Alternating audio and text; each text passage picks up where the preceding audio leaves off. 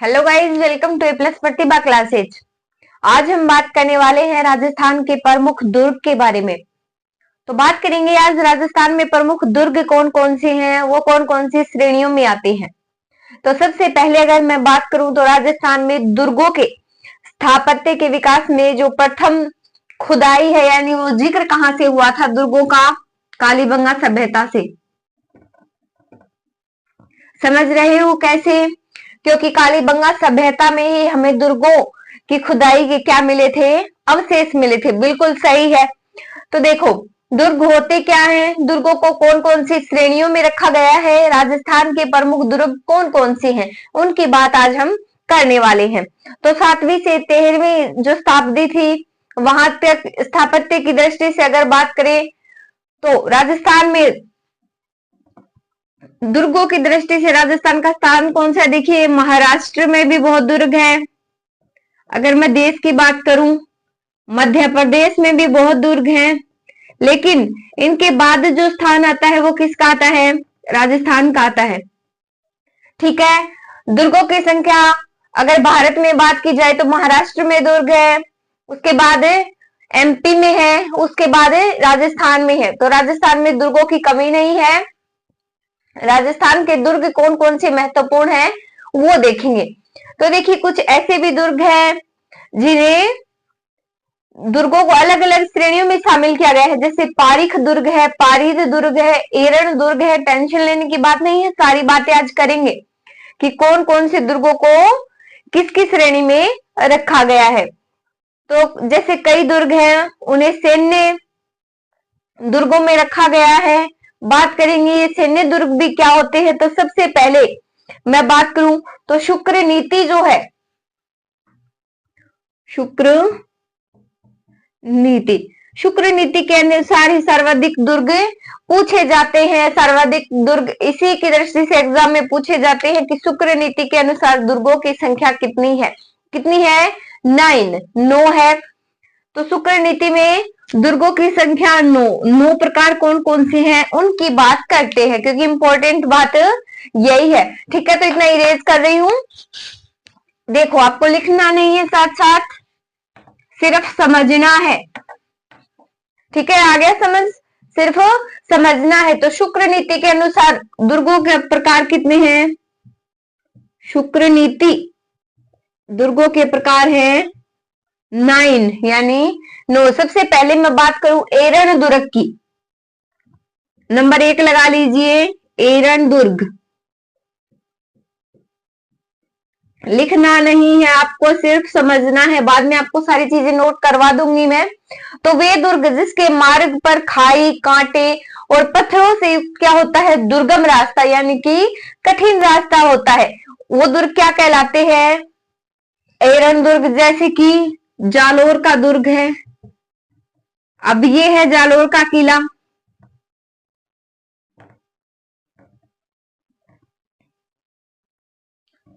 कौन सा दुर्ग है ये? जालोर है। समझने की दृष्टि से डायग्राम बनाया है, ये कोई दुर्ग नहीं बनाया है, लेकिन आप समझ लीजिए ये कौन सा दुर्ग है? जालोर का दुर्ग है।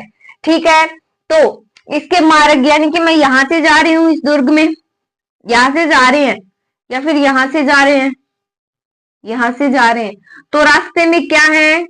कटीली झाड़ियां है, कंकड़ है, और क्या है? खाई है, पत्थर यहाँ पर रखे हुए हैं, यानी कि बहुत ही कठिन मार्ग है। तो ऐसे दुर्गों को किस किस श्रेणी में रखा गया है? एरण दुर्ग में। समझ में आ रही है बात? नहीं समझ में आ रही है? दोबारा से बता रही हूं कि जिसके मार्ग पर खाई, कांटे, पथरीले रास्ते हो, यानी कि पथरीले रास्तों से युक्त बहुत ही कठिन जो रास्ता है, वो कौन से दुर्ग का है? जालोर का। इसलिए जालोर को किसकी श्रेणी में रखा गया है? एरण दुर्ग। सेकंड अगर मैं बात करूं तो होता है ओदक दुर्ग। कौन सा? ओदक। लिखना नहीं है, समझ लो। अब हम 9 प्रकार पढ़ रहे हैं, उनमें से आपको लिखना एक भी नहीं है, बाद में सारी चीजें आपको नोट करवा दी जाएंगी। ओदुक या ओदक होता है।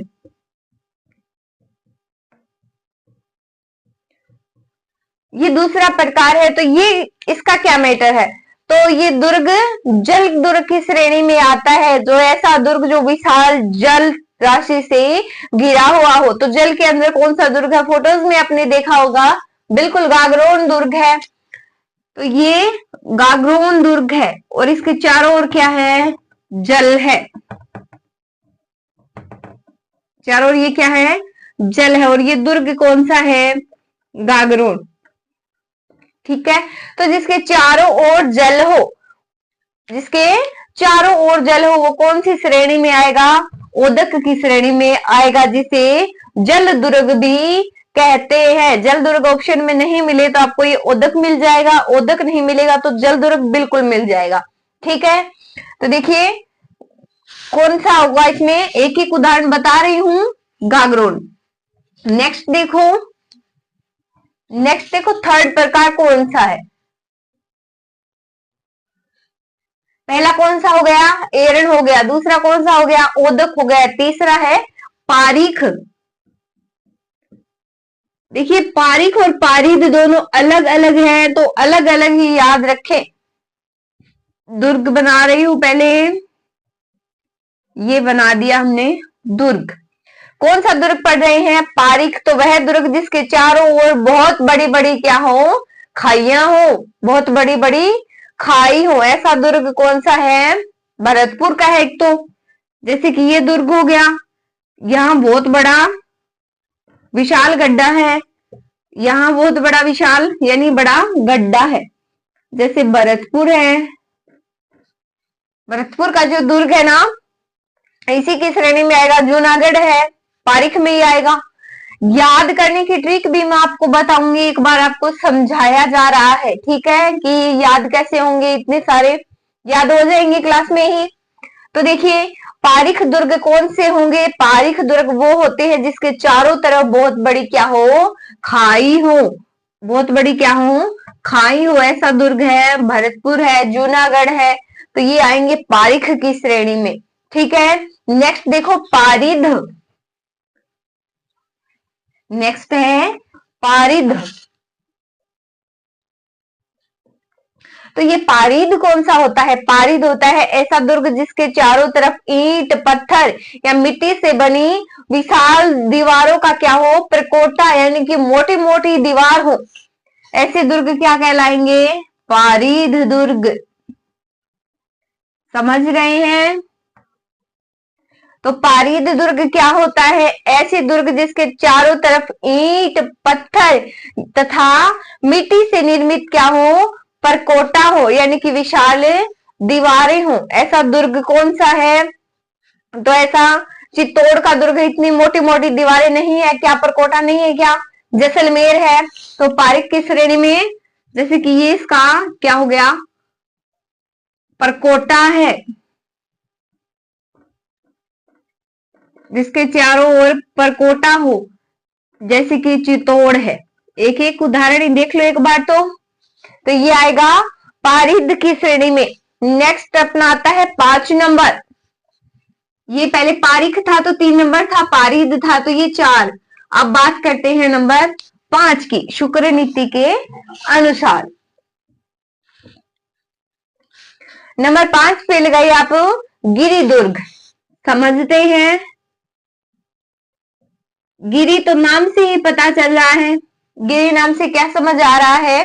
कि किसी उच्च गिरी या पर्वत पर अवस्थित दुर्ग। ये तो पर्यायवाची में भी तो पढ़ते हैं ना हम।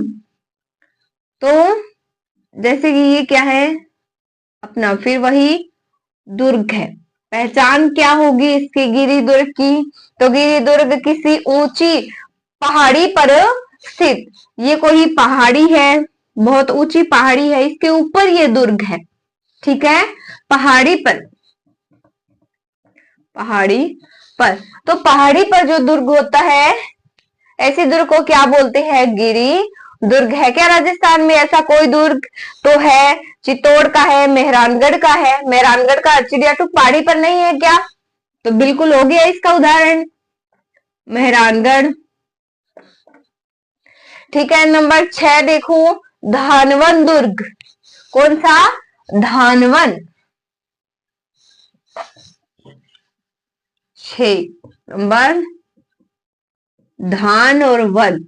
देखिए नाम से ही समझ आ रहा है, यानी कि मरुस्थल में बना दुर्ग।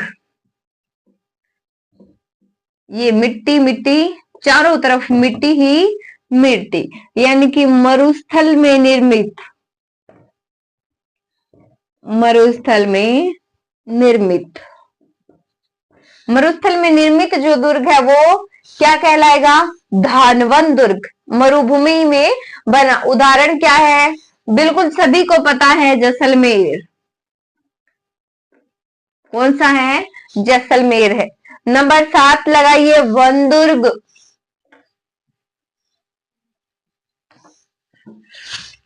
नेक्स्ट देखते हैं वन दुर्ग। वन दुर्ग नाम से ही पता चल रहा है, यानी कि बीहड़ वनों में निर्मित। बीहड़ क्या होते हैं? बहुत सारा घना जंगल, जैसे कि ये भी पेड़ है, ये भी पेड़ है, ये इतनी सारी भूमि है और उसमें क्या है? जंगल ही जंगल है, और बीच में क्या बना है? दुर्ग बना है। राजस्थान में है क्या कोई ऐसा दुर्ग? तो है ना, सिवाना। कुंजी भी है ना ये, तो सिवाना दुर्ग। जालोर दुर्ग की कुंजी कहा जाता है सिवाना दुर्ग को। समझ में आ रही है बात? तो और है सिवाना। वन दुर्ग की श्रेणी में सिवाना आ जाएगा। नेक्स्ट लगाइए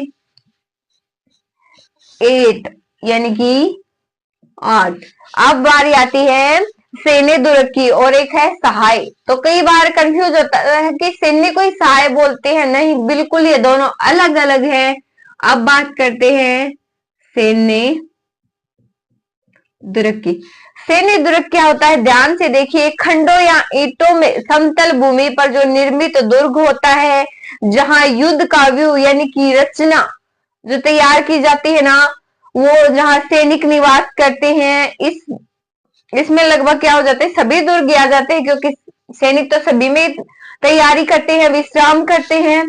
तो सैन्य दुर्ग यानी सैनिकों से संबंधित, सैन्य दुर्ग है सैनिकों से संबंधित। शुक्र नीति के अनुसार सर्वश्रेष्ठ अगर पूछ लिया जाए तो सैन्य ही है, ठीक है। शुक्र नीति के अनुसार सर्वश्रेष्ठ लिखेंगे तो और अच्छे से बात करेंगे। अब बारी आती है नंबर 9 दुर्ग की। तो कौन सा है? सहाय दुर्ग। सहाय दुर्ग। सहाय दुर्ग क्या होता है?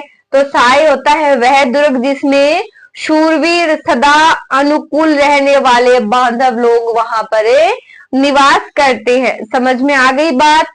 अब बात करते हैं इन्हीं की दोबारा से, ठीक है, ताकि ये टॉपिक हमारा बिल्कुल क्लियर हो जाए। तो टॉपिक चल रहा है अपना दुर्गों का, बात कर रहे हैं अपन दुर्ग की। तो देखिए, राजस्थान में दुर्गों में स्थापत्य के विकास में जो प्रथम उदाहरण है वो कालीबंगा की खुदाई से मिलता है। समझ में आ रही है बात? महाराष्ट्र में दुर्ग है, मध्य प्रदेश में है, उसके बाद अपना राजस्थान है। समझ में आ रही है बात? अब देखो आगे, सीधी बात करते हैं जो एग्जाम में क्वेश्चन पूछे जाएंगे उनके बारे में। तो लिखो, शुक्र नीति के अनुसार दुर्गों के प्रकार। लिखे, शुक्र नीति के अनुसार, शुक्र नीति के अनुसार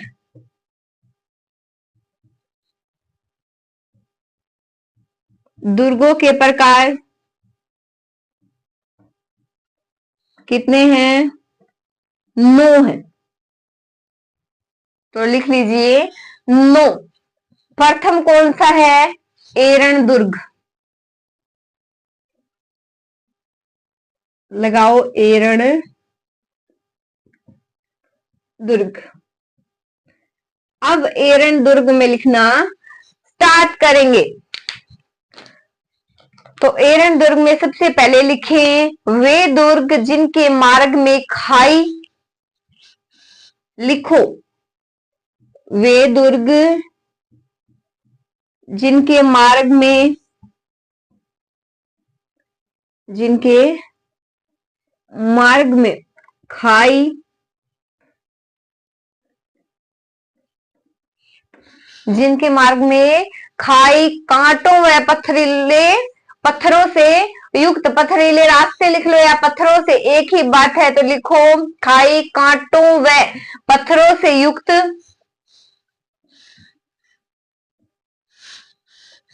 वो पत्थरों से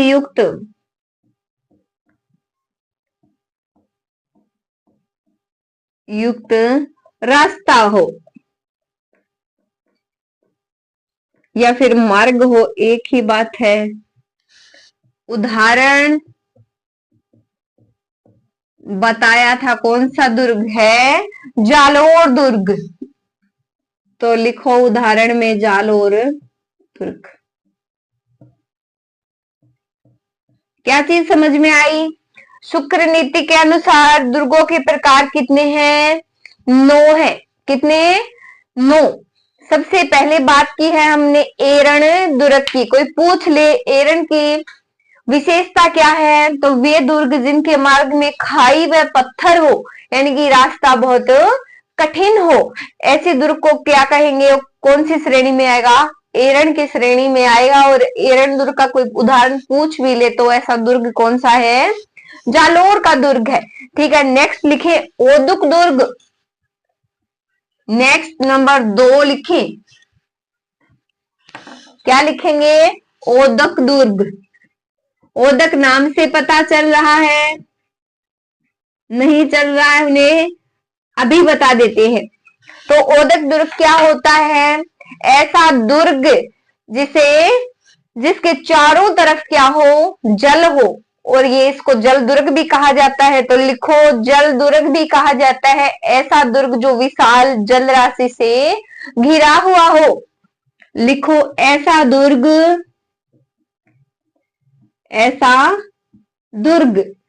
जो विशाल जल राशि से घिरा हो। विशाल जल राशि से घिरा हो, उसे क्या बोलते हैं? ओदक दुर्ग। इसका अन्य नाम है जल दुर्ग। अन्य नाम में ये चीज लिख लीजिए, जल दुर्ग। अन्य नाम है जल दुर्ग। उदाहरण है गागरोन। उदाहरण में लिखे गागरोन। तो ओदक दुर्ग क्या समझ में आई बात? ऐसा दुर्ग जो विशाल जल राशि से घिरा हुआ हो, वो क्या कहलाएगा? ओदक दुर्ग। उदाहरण के लिए है गागरोन दुर्ग, ऐसा है जिसके चारों तरफ क्या है? जल ही जल है। आगे लिखिए नंबर 3 लगा लीजिए। लिखे नंबर 3 पारीख दुर्ग।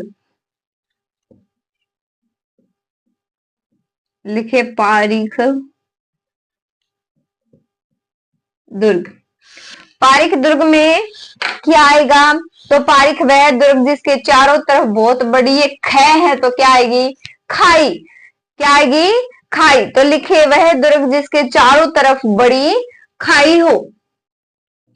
कि वह दुर्ग जिसके चारों तरफ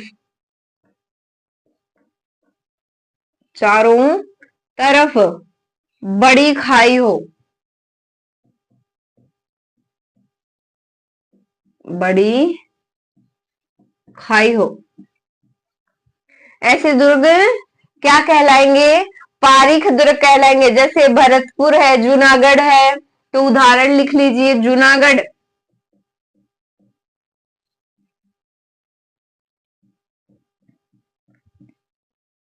उदाहरण में लिख ले जूनागढ़। पारीख दुर्ग वह जिसके चारों तरफ खाई हो।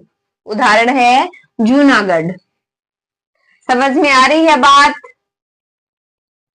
नेक्स्ट लगाओ नंबर 4 में लगाओ पारीध दुर्ग। नंबर 4 में है पारीध दुर्ग। तो पारीध दुर्ग कौन सा होता है? पारीध वो होता है ऐसा दुर्ग जिसके चारों तरफ पत्थर, ईंट और क्या हो, इनकी बनी दीवार हो, ऐसा दुर्ग क्या कहलाएगा, पारिद दुर्ग। तो लिखिए ऐसा दुर्ग जिसके चारों तरफ ईंट, लिखो ऐसा दुर्ग जिसके चारों तरफ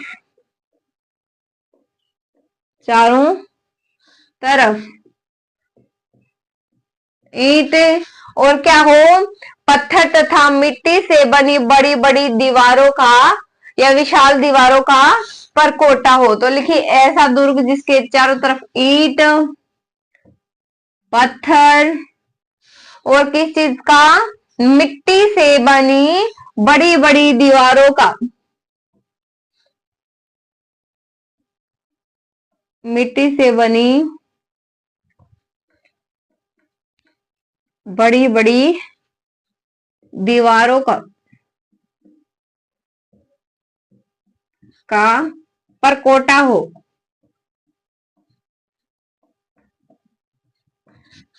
ऐसे दुर्ग को क्या कहेंगे, पारिद दुर्ग। उदाहरण बताइए कोई भी एक, तो चित्तौड़ दुर्ग, या जैसलमेर भी लिख सकते हो, चित्तौड़ भी लिख सकते हो, आपकी मर्जी है। चित्तौड़। तो पारिद दुर्ग ऐसा दुर्ग जिसके चारों तरफ ईंट, पत्थर या मिट्टी से बनी बड़ी बड़ी दीवारों का क्या विशाल परकोटा हो। नेक्स्ट लगाइए नंबर 5, लिखो, क्या लिखेंगे, गिरि दुर्ग। गिरि दुर्ग। गिरी तो नाम से ही समझ आ रहा है, क्या समझ आ रहा है गिरी से, तो गिरी दुर्ग में लिखे किसी ऊंची पहाड़ी या पर्वत पर स्थित दुर्ग। लिखो किसी ऊंची पहाड़ी या पर्वत पर स्थित दुर्ग। पर्वत पर स्थित दुर्ग। तो कौन सी श्रेणी हो गई ये, गिरि दुर्ग की श्रेणी, जिसमें चित्तौड़गढ़ है, मेहरानगढ़ है। तो उदाहरण लिख लीजिए एक, मेहरानगढ़।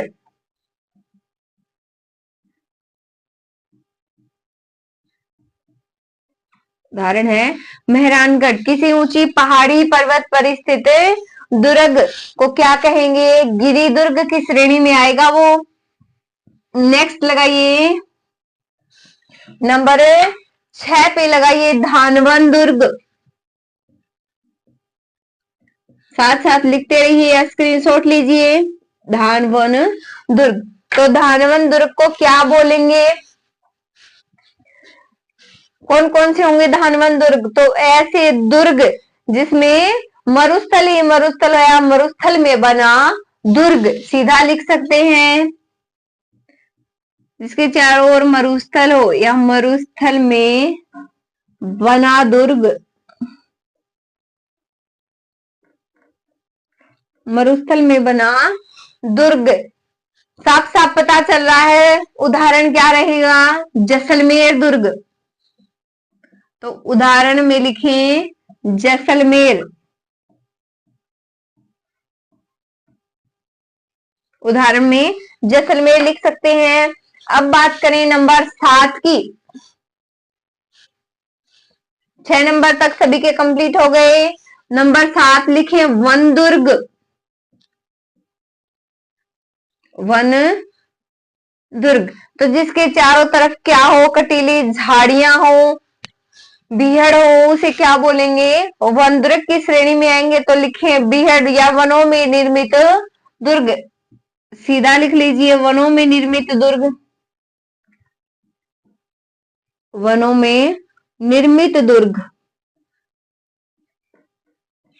तो जो वन में निर्मित होते हैं ऐसे दुर्ग क्या कहलाते हैं, वन दुर्ग कहलाते हैं। उदाहरण के लिए पता ही आपको, जालोर दुर्ग की कुंजी, यानी कि सिवाना, तो सिवाना दुर्ग।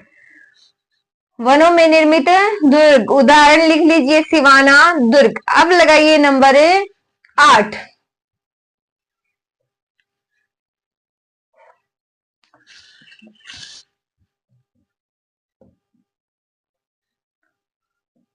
नंबर 8 लगाकर लिखें सैन्य दुर्ग। तो सैन्य दुर्ग क्या होते हैं? खंडों या ईंटों से समतल भूमि पर निर्मित। तो लिखिए समतल भूमि पर निर्मित दुर्ग, समतल भूमि पर निर्मित दुर्ग पर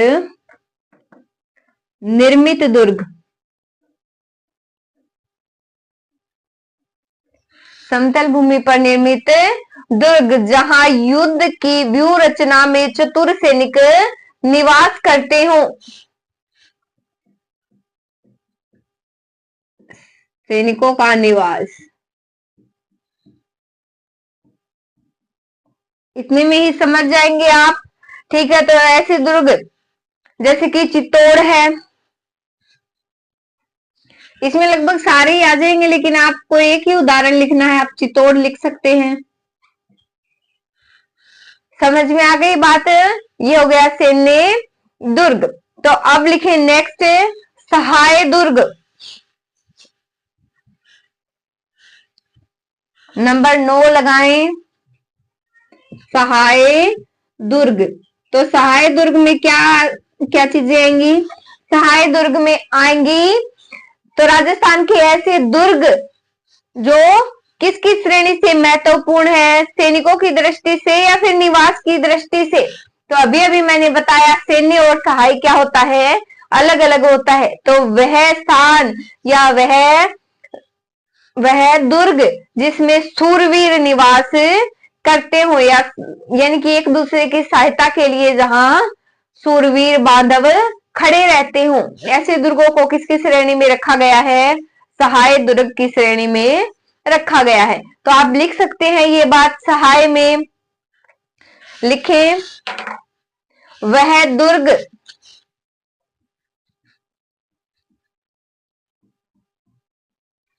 जिसमें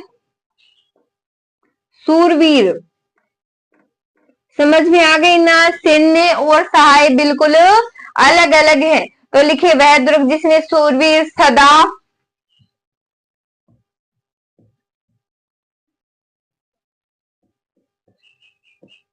एक दूसरे या बांधव के लिए क्या हो? अनुकूल हो। तो लिखें यानी कि एक दूसरे की सहायता करने वाले ऐसे दुर्गों को क्या कहा जाता है? सहाय दुर्ग। अगर मैं पूछ लूं शुक्र नीति के अनुसार कौन सा दुर्ग सर्वश्रेष्ठ है, तो ये बात मैंने पहले बताई थी। कौन सा दुर्ग है? सैन्य दुर्ग है। अलग से लिख लीजिए, ये 9 नंबर कंप्लीट। एक अलग से क्वेश्चन है इसमें, तो लिखे शुक्र नीति के अनुसार कौन सा दुर्ग सर्वश्रेष्ठ है। तो इसके अनुसार सर्वश्रेष्ठ है सैन्य। पूछ लिया गया है ये क्वेश्चन, आगे भी पूछा जाएगा, ध्यान रखें। शुक्र नीति के अनुसार सर्वश्रेष्ठ है सैन्य दुर्ग। तो आज हमने ये चीजें कंप्लीट कर ली है। कल से हम दुर्गों का जो टॉपिक है वो स्टार्ट कर रहे हैं। आज हमने बात कर ली है ये कौन कौन से दुर्ग है, कौन कौन से इनके प्रकार हैं, किसको किस श्रेणी में रखा जाता है। Thank you so much guys.